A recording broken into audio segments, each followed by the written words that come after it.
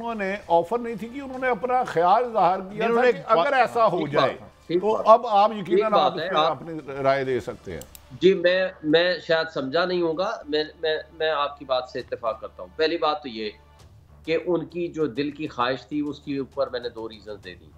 दूसरी बात उनका ये कहना कि डायलॉग का रास्ता खुला रखना चाहिए। हमने कभी डायलॉग के रास्ते को नहीं कहा कि हम खुला नहीं रखना चाहते। एक है आप सियासी इत्तेहाद, आप इलेक्शन का इत्तेहाद किससे बनाएँगे? मैंने उसका जवाब दिया है और वो भी मेरी ज़ाती राय है। It is not the party decision, क्योंकि पार्टी डिसीजन तो ज़ाहिर है आफ्टर कंसल्टेशन और कंसिडरेशन के बाद आएगा। वजह उसकी दोनों मैं अपनी बात पे कायम हूँ जो मैंने वजह बयान की थी। इर्रिस्पेक्टिव मुझे बता दें, कहते हैं कि जी 2 अशख़ास इकट्ठे नहीं बैठ सकते। देखें आज जो ज़ुल्म, जबर, बर्बरियत हो रही है, हमारा क्यों इनसे मैं कह रहा हूँ इख्तिलाफ होगा या किंग्स पार्टी का परसेप्शन जो है वो क्यों डेवलप हो रहा है? अंदलीब अब्बास जिस गाड़ी में खदीजा शाह की गाड़ी में जा रही है, वो उसने प्रेस कॉन्फ्रेंस करती तो वो दूध की धुली हो गई। और वो शख्स, वो जो खदीजा शाह वगैरह हैं, वो 8 महीने से जेलों में पड़े सड़ रहे हैं। 3 दफ़ा 4 दफ़ा अदालतों ने ज़मानतें दी। अच्छा मुझे बताएं परवेज़ इलाही कौन से 9th में के वाक़े में मुलव्वस था? आज 20 से 25 दफ़ा उनकी ज़मानतें हुई हैं, उनको कौन क्यों नहीं निकाल रहे? मुझे बताएं आईजी पंजाब ने जो पहली प्रेस कॉन्फ्रेंस की उसने कहा जी मुराद रास हमारा सबसे बड़ा मुजरिम है। अच्छा मैं नहीं चाहता कि कौन है कौन नहीं है, मैं इल्ज़ाम नहीं लगाता किसी पे, मैं आईजी पंजाब की प्रेस कॉन्फ्रेंस कह रहा हूँ। आज उसने एक प्रेस कॉन्फ्रेंस की, वो दूध का धुला हो गया।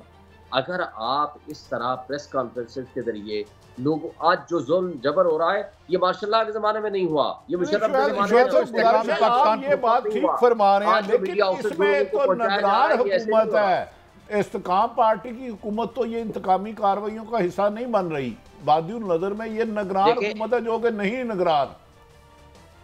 देखिए पहली बात तो ये है, क्या इस्तेकाम पार्टी पर लगाना मुनासिब होगा? देखें जो 200 या पौने 200 मुकदमात बनाए गए वो पीडीएम की जमातों के ज़ेरे सरपरस्ती बनाए गए। उस ज़ेरे सरपरस्ती में 2 इनके माशाअल्लाह वज़रा या मुशीर बैठे हुए थे, लंगड़ियाल साहब और ओन चौधरी साहब, और इर्रिस्पेक्टिव के उस दिन उनको इस्तकबाल के लिए ज़ाती हैसियत में गए होंगे, मैं उस पर नहीं कमेंट करना चाहता, वो नवाज शरीफ साहब के साथ बैठे हुए थे। अब बात यह है कि जब आप एक परसेप्शन डेवलप करते हो कि आप बैठे किसी एक पार्टी में हो, आप जब तक उनका इक़्तिदार ख़त्म नहीं हुआ आप लोग वहाँ से बाहर नहीं निकले, और आज आप कहते हैं कि नहीं हमारा पीटीआई के साथ इल्हाक होगा। सारे जब्र, ज़ुल्म, बर्बरियत में आप उनके साथ शामिल हैं। जी माफ़ी दे दें, मैंने कोई नहीं कहा कि अपना मौक़िफ़ दें। मैं आसिम डोगर साहब की ज़ात की बात नहीं करता, मैं पार्टी की बात करता हूँ। तो बतौर पार्टी आपके लोग अगर वहाँ बैठे हुए थे और आज आप कहते हैं कि वो किसी गलत कार्रवाई में शामिल नहीं थे, तो कम से कम उनका मौक़िफ़ सामने आता कि जी ये पीएमएलएन करने वाले थे। डोगर साहब से मौक़िफ़ ले लेते हैं। डोगर साहब इसके ये जो उन्होंने कहा है, मैं शुएब शहीन साहब इंतहाई काबिल इज़्ज़त मेरे लिए हैं, और मैं देखिए उनका एक सियासी जो उनके ख्यालात हैं वो उनका हक़ है, वो सारी बातचीत करें। अगर आपको नमान लंगड़ियाल साहब नज़र आ रहे हैं कि ये उनकी काबीना का हिस्सा थे, तो आपको ये नज़र नहीं आ रहा कि जो आपने वसीम अकरम प्लस जो आपने पंजाब का वज़ीर आला लगाया था, वो जिस दिन उसने टिकट ली थी उन साहब ने, उससे एक दिन पहले वो नून लीग में थे।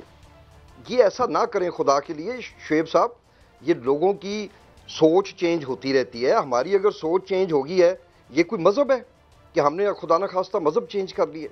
मैं नहीं इत्तफाक करता जो आपकी जमात का जो अदारों के साथ टकराव का माहौल था, जिसमें आपकी फर्स्ट लेडी ने, मेरे पास इंफॉर्मेशन है कि उन्होंने एक मिनिस्टर को इंसिस्ट किया कि जाके तो जिना हाउस पे जब ये यलगार हो रही थी तो आप जाके, तो एक फ़लानी खातून हैं वो लोगों को मना कर रही हैं अंदर मत जाएं, तो उनको रोकें, आप उनको कहें कि जाने दो जिसने अंदर जाना है। आप क्या बातें करते हैं? इस नज़रिए के साथ, इस सोच के साथ दुनिया में आप देख लें, जिस इस्लामी मुल्क की फ़ौज कमज़ोर है उस मुल्क के साथ क्या हो रहा है। आप खुदा न खास्ता पाकिस्तान आर्मी को उस स्टेज पे लेके आना चाहते हैं? जी जी जी मैं इसका जवाब दूंगा। देखें जी डोगर साहब, हम कभी नहीं कहते कि हमारी फौज कमजोर हो जाए। आज $18 बिलियन सालाना हम सिर्फ मुफ्त बरात देते हैं, जिसकी है ब्यूरोक्रेसी भी है, इन लोगों के लिए देते हैं तनख्वाहों के अलावा, और आज गरीब अवाम भूख से खुदकुशियां कर रही है। लेकिन और इमरान खान के बकौल मेरे से ज्यादा हमारी पाक फौज की जरूरत है इस मुल्क को। मैं आपकी बात देखिए, गुजारिश है जो पाक फौज है वो पूरे पाकिस्तान की फौज है, उसमें आपके भी अजीज होंगे, मेरे भी भाई रिश्तेदार होंगे। फौज पाकिस्तान की और पाकिस्तान फौज को हम जुदा नहीं कर सकते। सियासतदान आते रहते हैं, पार्टियां टूटती रहती हैं, पार्टियां बनती रहती हैं, पूरी एक हिस्ट्री है। जिनेजो लीग कैसे बनी, उसमें से नून लीग कैसे निकली, काफ लीग कैसे बनी, ये एक अलग हिस्ट्री है।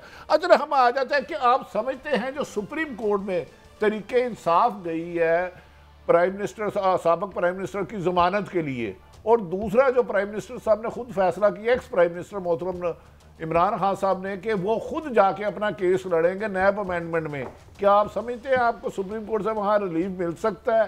केस इतना कमजोर है साइफर का कि नहीं? देखिए, साइफर का केस में जान ही कुछ नहीं है। बदकिस्मती से सबसे पहले इदारे कंप्रोमाइज होते हैं और इदारों में FIA को पहले मैनेज किया गया, फिर जो वो मुकदमात चला रहे होते हैं जजेस, उनको पहले मैनेज किया जाता है और उसके बाद उनकी जमानतें खारिज कराई जाती हैं। बदकिस्मती से हमारी जजेस अगर कंप्रोमाइज ना हो, इंडिपेंडेंटली वो फैसले करें, तो यहाँ हमें ये दिन भी ना देखना पड़े। मुझे बता दें, साइफर केस में 2-3 बातें का जवाब दे दें। जिस शख्स ने मुल्क की सलामती और खुद मुख्तारी का दिफा किया, उसको हम एक एटॉमिक पावर कौम हम कहते हैं, हम नहीं जनाब, हम उसको तो मुल्जिम और मुजरिम बना देंगे। और जिस शख्स ने कहा बेगर्स आर नॉट चूजर्स, उसको आपने मुद्दाई बना करके उसको आपने शहंशाह बना दिया। मुझे बताएं, 2 दफा नेशनल सिक्योरिटी कमेटी ने नहीं कहा कि हमारी मुल्क में मुदाखलत हुई है, हम इस मुदाखलत के ऊपर डिमार्च करेंगे, और डिमार्च हुआ। आपने उस नेशनल सिक्योरिटी कमेटी के मिनट्स आने के बाद किसी चीज की कोई गुंजाइश रहेगी है? और आपकी राय आ गई। हाशिम डोगर साहब, आप क्या समझते हैं? इस्तेकाम पार्टी मैदान में जाती है, इलेक्शन होंगे, यकीनन आपके पास बहुत सारे इलेक्टेबल है, तो आपका मुकाबला कौन सी बड़ी जमात के साथ होगा सियासी, अगर लेवल प्लेइंग फील्डिंग सबके लिए एक जैसी होती है? लेवल प्लेइंग फील्ड में देखें, इसमें कोई शक नहीं कि जिस दिन वो इन्होंने लहराया वो जो साइफर था, तो हम तो उस वक्त जमात का हिस्सा थे, और वो जो सारे गुनाह धुल गए थे जो पिछले 4 साल में या 3.5 साल में पंजाब में भी हुए और वफाक में भी हुए, अवाम ने एक दफ़ा फिर उन सारी चीज़ों को माफ़ी दे के तो उन्होंने कहा जी मेरा ख्याल है कि इमरान खान जो है ना ये सही आदमी। उसके बाद सब्र व तहम्मुल से काम लेते तो आज इनकी जमात वहाँ पे ना पहुँची होती। ये भले जो मर्जी कहते रहें कि हम तो जी खंबे को टिकट देंगे तो वो जीत जाएगा। अरे भाई, मुझे नहीं लगता ऐसे, वरना कभी भी तारीख में ऐसा नहीं हुआ। इनके पास तो बदकिस्मती से मैं नहीं समझता कि कोई 4वीं-5वीं कैटेगरी का भी कैंडिडेट बच जाएगा इलेक्शन लड़ने के लिए।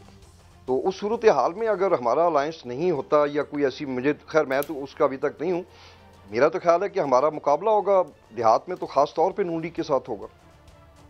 तो पीपल्स पार्टी तो आज बिलावल भुट्टो कहते हैं कि मैं 8 को सिंध में और वफाक में भी बनाऊंगा, तो आप क्या समझते हैं? पीपल्स पार्टी पंजाब में इलेक्शन लड़ने की पोजीशन में है, और नून लीग के तो खुद सर्वे में आया है कि हमारी पंजाब बिल्कुल हाथ से गिरफ्त से निकल चुका है, इसीलिए MQM और दीगर जमातों से नून लीग इत्तेहाद के लिए भाग रही है, यहाँ कोई उनकी मदद कर रहा है, सियासतदान ही एक दूसरे की। तो ऐसे में तो इस्तेकाम पार्टी मेहनत करेगी तो क्या वो सीटें ले जा सकती है? देखें आरिफ भाई, सब लोगों को अंदाज़ा है, ये जो इस तरह की बातें करते हैं जी वफा नहीं की, हम तो 25 मई तक मैं तो साथ था, हम तो छुपे रहे।